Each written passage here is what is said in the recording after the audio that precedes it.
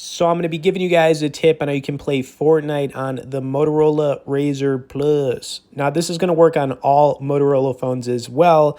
And as you know, Fortnite is an awesome game. I've been playing it now for years, but they had some legal issues with Apple, and then they eventually got taken off both the app and Play Store, which is frustrating. But in order to play it and stream it perfectly, you need to check out Xbox Cloud Gaming. Now, the cool thing about this is that you can not only play Fortnite, but all kinds of different Xbox games, and you're not downloading these games, you're just streaming them through your phone, and I'm just going to open it up and show you how it works.